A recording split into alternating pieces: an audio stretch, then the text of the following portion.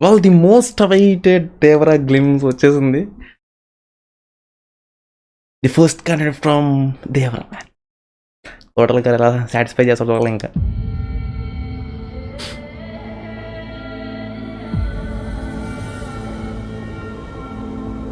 You never touch the sea. You never play with ఓహో! English వోకల్సా? Okay. I'll never show you mercy. I'll never let you be. Blood is pouring down. Blood is pouring down. His blood is all around.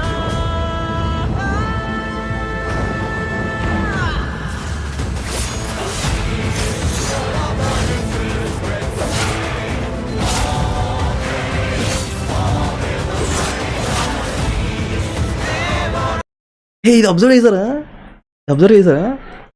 బ్లడ్‌తో అది full moon ఇచ్చినట్టు cut చేశారు. అంబు.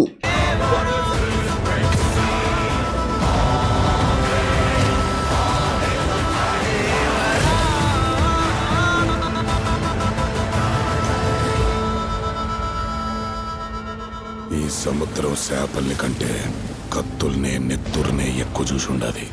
అందుకేనేమో దీన్ని ఎర్ర సముద్రం అంటారు.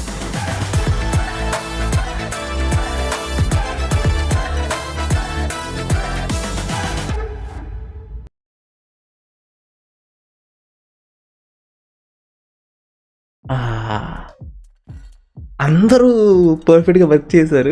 కానీ అనిరుద్ మటుకు బిస్కెట్ చేశాడని చెప్పొచ్చు లిటరల్లీ. అంటే ఎన్టీఆర్ గారు డైలాగ్స్ మొత్తం చెప్పడం అయిపోయిన తర్వాత మనకి వచ్చిన బ్యాక్‌గ్రౌండ్స్ ఆల్రెడీ మనకి అనౌన్స్‌మెంట్లు యూజ్ చేసింది. బిగినింగ్ నుంచి ఏదైతే మనకి ఆ ఇంగ్లీష్ వోకల్స్ ట్రై చేశారో కొత్తగా మనకి అది అంత పర్ఫెక్ట్‌గా సింక్ అవ్వలేదు. అనౌన్స్‌మెంట్‌లో అనిరుద్ బ్యాక్‌గ్రౌండ్ స్కోర్ ఎన్టీఆర్ గారు డైలాగ్స్ చెప్తుంటే గూస్ బంప్స్ వచ్చాయన్నమాట. సో అది ఆ బిట్ ఆఫ్ కొంచెం దీంట్లో అది పర్ఫెక్ట్‌గా సింక్ అవ్వలేదు. అండ్ అస్సలు ఓషన్‌లో విజువల్స్ మటుకు చాలా అంటే చాలా బాగున్నాయి. తోపు అని చెప్పొచ్చు. నాకు మటుకు చాలా బాగా నచ్చింది. అట్ ది సేమ్ టైం ఎప్పుడైతే మనకి ఆ చిన్నపాటి ఫైట్ జరుగుతుందో మనకి ఆ బ్లడ్ అనేది ఆ హాఫ్ మూన్ అనేది మనకి ఫుల్ మూన్ లాగా చేశారు చూడండి. ఆ ఐడియా ఎవరు వచ్చిందో కానీ అది మటుకు చాలా బాగుంది. అండ్ మనకి ఇద్దరు సరే అది పక్కన పెట్టేస్తే ఫస్ట్ ఆఫ్ ఆల్ వీళ్ళు ఓషన్లో మనకి ఆ పెద్ద కంటైనర్ షిప్లో వాళ్ళు కంటైనర్స్ మొత్తాన్ని దొంగతనం చేస్తున్నారు. వాళ్ళ జీవనాధారం అది అయి ఉండొచ్చు. సో ఇంకా ఆ కంటైనర్స్ కోసం ఇంకొక ట్రైబ్ వీళ్ళతో ఫైట్ చేస్తున్నారు అనమాట. సో అందుకే మీరు కొంచెం ఇంకా అబ్జర్వ్ చేస్తే మటుకు ఎన్టీఆర్ గారు ఏదైతే మనకి ఒక షాట్ ఉంది కదా, ఇద్దరు కూడా గాల్లో తిరుగుతూ ఉంటారు. అది గౌతమ్ చించి వాళ్ళు ఒక డ్రెస్ లాగా చేస్తున్నారు అనుకుంటా. అంటే వాళ్ళు ఆ మట్లో దాక్కున్నారు అనుకుంటా.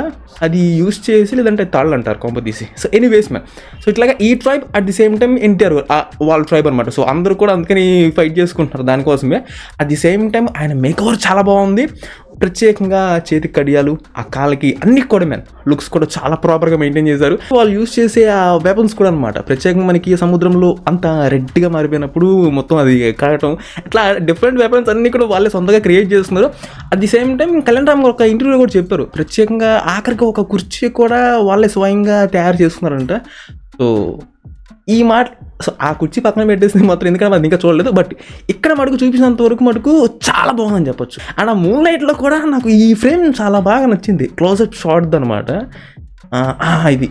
ఆ మూన్ లైట్లో చాలా బాగా కుదిరింది, చాలా బాగుంది. అండ్ ఇంకా మనకి ఆ డైలాగ్స్ చెప్పిన తర్వాత సముద్రం అంతా ఎర్రగా అయిపోయిన తర్వాత ఆ బ్యాక్గ్రౌండ్ స్కోర్ అనేది అనౌన్స్మెంట్లో ఏమన్నది. సో మనకి కొత్తగా ఇంగ్లీష్ వోకల్స్ ట్రై చేస్తే అది పర్ఫెక్ట్గా సింక్ అవ్వలేదు మ్యామ్.